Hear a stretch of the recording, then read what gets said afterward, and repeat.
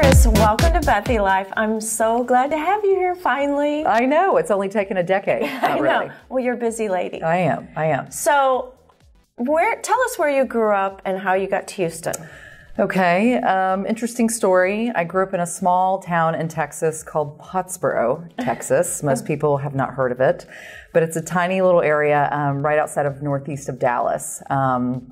Near Oklahoma, about on the Texas border. Mm-hmm. My father was in the lumber business, and he had stores similar to Southland Hardware, mm-hmm. where they sold garden supplies, lumber, that sort of thing. And we grew up there because that was where one of my dad's businesses were. And shortly after he passed away, I was in high school, I was about 17. We graduated high school a year after that, and my mom came to visit her brother in Houston one weekend and really was looking for a fresh start shortly after he passed. Mm-hmm. And she bought a house. And unfortunately for her, all four of her children were in college at the same time. Oh. Yeah. So my oldest sister got accepted to law school here, which really kind of prompted us to move to Houston, and I've made it my home ever since. So where'd you go to school, and then what'd you start out doing afterward? Well, I went to school at Wharton Junior College mm-hmm. in Sugar Land. Mm-hmm. That was kind of my starting point. Mm-hmm. And then went over to U of H to finish my undergrad in consumer science and merchandising. Okay, so what got you into the fashion business? It's funny. It was kind of a slow progression, but I was always exposed to retail because my dad had these retail hardware stores. Uh-huh. And growing up, I mean, those were my jobs, working I think I worked at the Sunglass Hut. I worked even at a hemp clothing store where we sold hemp flour, textiles, you name it. I even think I macrameed hemp necklaces. And so it was something that I felt comfortable in, and I enjoyed talking to people, and really it just, I don't know, it helped me hone my communication skills, and I just enjoyed it. Yeah. I've very much where I like to be in a place where I'm not necessarily confined to an area where I get to do different things. And I think that prompted my interest, my passion to really, really want to understand what that business was all about, and come to find out many layers, and one of them happened to be fashion, which later in life became a love of mine. How long were you at Tootsie's?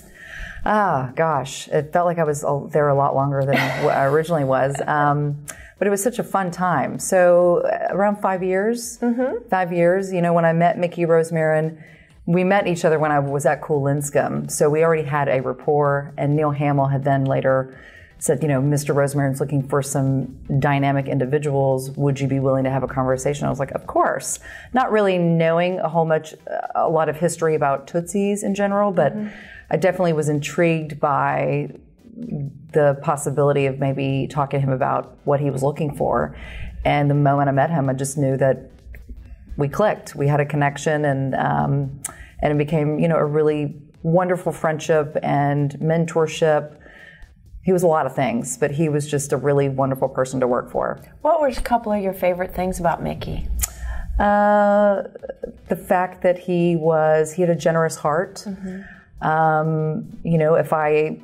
There were occasions where I made, errors, I messed up, and he was very adamant about letting me know when that was, but it allowed me to have room to grow.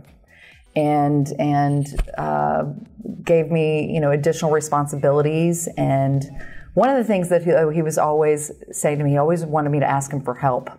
He wanted you to ask him for help? Yes, more often than what I did, because I always like to, if I was ever faced with an issue, I'd like to really dissect it and then try to figure out how to solve it on my own. Granted, I would always seek help if I needed it, mm-hmm. but I was always one to take action and try to figure it out, or try to find a resolution. Mm-hmm. But Mickey really liked it whenever I said, I have this problem. What do you think? Oh. How do I go about this? Yeah. He liked to be needed. Yeah, and, of course. And I think that was a really special quality about him that most people don't know. He did like to be needed by others. That's really wonderful. I feel like I'm blushing. I know you miss him. Yeah, he was a special person. And I was just having this conversation with Josh the other day, my better half, that I don't know if I'll ever meet anyone quite like him, which makes me, I don't know, it makes me sad, of course, mm-hmm. but it was such a beautiful time in my life, mm-hmm. and I learned so much just from him and and the types of things that he exposed me to in that business, I feel very fortunate. Yeah. And I feel very, very lucky to have had that experience. Yeah. Yeah, and you might not ever meet anyone like him, and that's true with a lot of us. I mean, he was a rare individual, and I miss him every day, but I do miss him, and I think it's going to take some time for me to recover from that, from all of us, because he was very close to so many people. Yes. But he was just one of those persons where he would give, he would give love and friendship and advice, and it was on a daily, you know, so, yeah. Tell me, how did all of your time at Tootsie's prepare you to go to the Museum of Fine Arts and be the lead curator for their boutique? Well, I don't know if I would call it a curator, because I'm not a... Well, so what do you call it? Museum talk? Yeah, it's more about, I guess, having a decisive eye and having a strong leadership skills, because I do have a much smaller team than what I did at Tootsie's. But as far as your question is concerned, how did it prepare me? In a multitude of ways, because when I first started working at Tootsie's, it was not an easy group to break into. There was a lot of individuals that have been there for a substantial amount of time. And in some respects, it was, cliquey. And they had built this family, I guess is probably a more appropriate term. And here I am coming as an outsider and trying to figure out how everyone's personality works. There was a lot of different personalities that I had to learn how to negotiate with, how to, maneuver. Well, not to mention dealing with customers. Yeah, so I mean, we definitely had some interesting customers, and again, even the most difficult situations, I wouldn't say that I enjoyed them, but it never scared me or intimidated me, because at the end of the day, most people want to be heard. If they're having a bad situation, I'm always the first one to say, this is not okay, and I'm going to tell you why. But they taught me a lot about myself and how I could respond back to those issues. Because first and foremost, I mean, they were kind of the root of everything that we did. Yeah. And it was my job to make sure that they had a great experience. I'm absolutely amazed at the different types of things in the museum gift shop. I don't think people realize how many things there are in there, how well priced most of it is. Amazing for Christmas shopping. Sure. One of the things that I felt really strongly about when I came on board and took this position, I knew that this was going to be a priority of mine, is seeking out lines and vendors that were very, that represented a wide diversity, different price points, because that is something that I also wanted to bring to the table when I started working at Tootsie's, because it is important. Yeah. I didn't want to put us in a corner to where we only cater to this type of merchandise and to this type of demographic. I really wanted a store that would that a lot of different individuals would respond to. It is important, I mean, we are a museum, so I definitely want something to be beautifully designed, also functional, attractive in price points, but, different people respond to different things. So I always try to have like I said, a diverse representation, but, the beautiful thing too is that it always is evolving. Yeah. So, we do two big changeovers in a given year. Once in the fall, once in the spring, and then I modify it in between seasons. So it is always changing. It's a constant evolution, which I think makes it really exciting for people that are always wanting to come back on a regular basis to see what else is out there. Yeah, totally. So tell us something humorous about yourself. Tell us something humorous about myself. Gosh, well, I guess there's lots of things, but I don't know if I want to share that with you. But just between us. Yeah. Wow. Josh could probably attest to this, but I sing a lot when I'm talking sometimes, and I don't even realize that I'm doing it. What do you mean? Gosh. You're going to have to give us an now example. Now I'm going to get embarrassed. Does anyone have a piano? I do not have, I'm not musically inclined in that way at all. In fact, I was always last year when I played clarinet in high school. But yeah, I have a tendency to instead of people just having a normal conversation, sometimes I'll just bust out in a song. Like I'm singing what I'm actually saying to you. And it is silly. Do you sing like the words probably you're won't do that on talking camera, about? though. Or you break into some random song? No, I sing what I'm talking about. Oh, really? Yeah. Like that? Honey, will you go buy some sugar? I mean, it's silly, it's stupid. It's our own little thing. Did your mother do that or something? No. I don't know. Maybe I'm obsessed, secretly obsessed. It's my subconscious mind going to work of show tunes. I have no idea, but it just happens, and I don't even realize that I'm doing it at times. You know, after this interview, people are going to ask you to do that now. Yeah, I just might. So, do you have any irrational fears? Irrational fears. Gosh, let's see. I don't like snakes, and I don't like severe heights. Yeah, those are pretty rational. Yeah. No, not really. No. I mean, I think I'm pretty adventurous. I have a very tolerable palate, so if it's something that looks a little scary, I mean, I will always try something once. Oh, really? Yeah. So, like you could go on that show Survivor or whatever that show is. Probably not. I don't know if I would go that far. Yeah. Yeah, I wouldn't want anything crawling in any ear or any other orifice of my body. Child. Yeah, if I watch, I don't watch those shows, but if I did, I can't watch it. You know, it's like, you know. Mm-hmm. So, you have very classic style, I think. Who or what has been the biggest influence on your style, or has it evolved over the years? It's evolved over the years. I've always admired different individual styles, but I can't say, there's been a few people, but it's usually, I'm sure parents have told you growing up, what appeals to you at 20 isn't going to appeal to you at 25 and so on. No. So I feel like it's always an evolution. Even when I first started working at Tootsie's, the things that I wore, I was like, oh my God, I can't even believe I wore that my first week of work. But evolution, I was always inspired by the people that came into the store, Tootsie's and even Cool Linscomb. And I think I would just pick up little things. I'm like, wow, that was really interesting. Wow, that was pretty brave of her to wear that. So it would make me feel that I was okay if I were to try it, So I think I would always, everyone that I was always surrounded by on a regular basis, I always kind of looked at them as style icons. They were their own style icon to themselves, but they were all influencers on me, definitely. Laura Santo Domingo, if I had to pick someone, I think she's impeccable style. She is Moda Operandi, that great e-commerce website. And,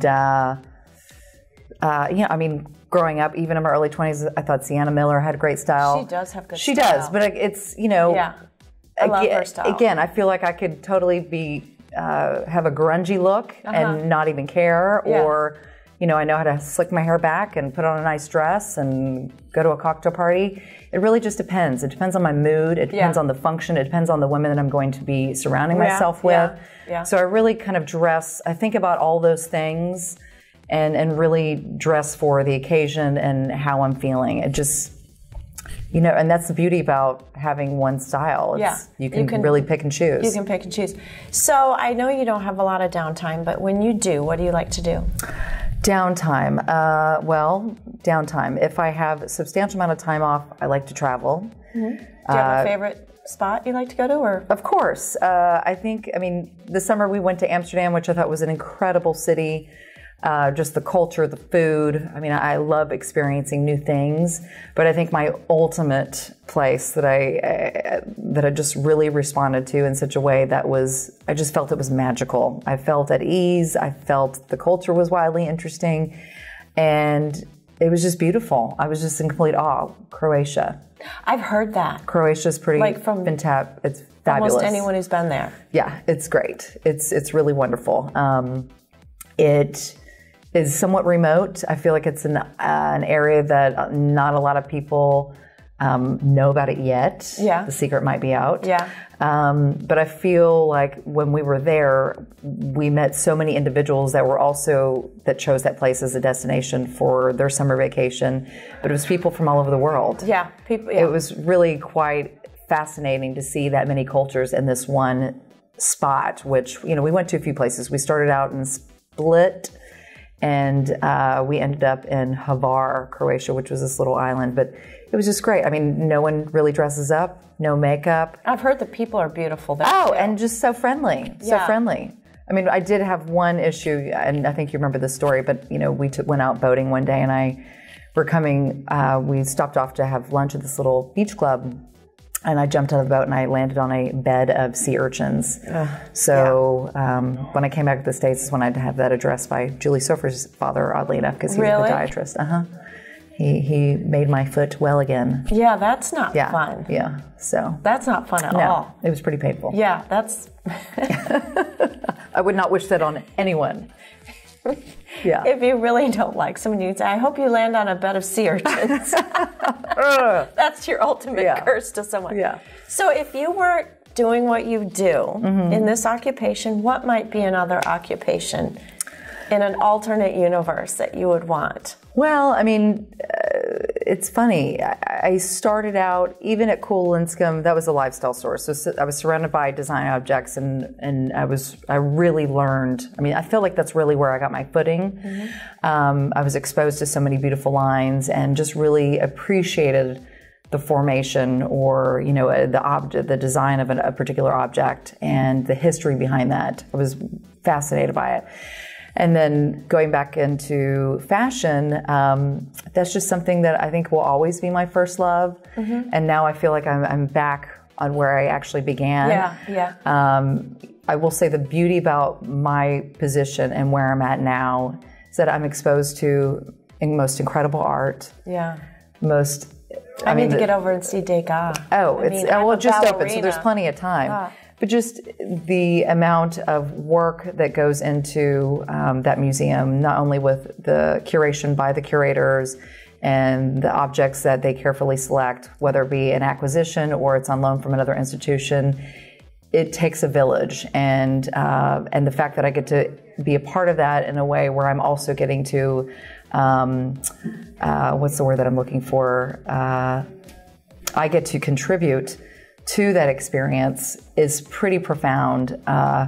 And, you know, not only do I get to go on these buying trips and select these objects based on the visitors that are coming into the museum and also be thinking ahead about the exhibitions that are coming in the future, it's exciting. It's very, very exciting. So I don't know what else that could really give me that type of enjoyment. So you don't secretly want to be a singer? And that's when you break it? So. Be like the worst wedding singer ever.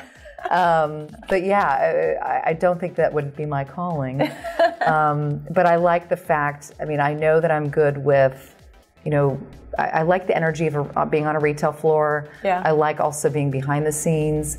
So it's kind of a combination of things. I really don't know what else I would really enjoy doing that much more. So you're kind of doing what you really enjoy. Yeah, I mean, I think it makes a difference. I mean, I'd like to think that I'm a very passionate person, and if I'm doing something, I will give it my very, very best effort, 110%, you know, rather than, I think a lot of people have the mentality is, I'm going to work for 8 hours. Well, I'll stay and get it done. I mean, I've seen you in action. And I'm very focused, and I think that's probably, it could either be a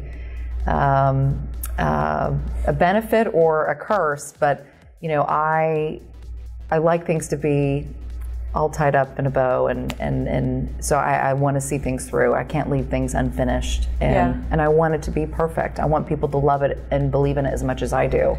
Well, so that's a big deal to me. We love you, and we think you're perfect. Oh, far from it. Thank you so much. Thank you. I loved our interview. I loved our photo shoot, especially when I made you get up on the museum's thing. I was a little uncomfortable. Beth, do I have to get up there? I'm like, yeah. So thank you so much, of course. Chris. That's a wrap. Thank you. Thank you.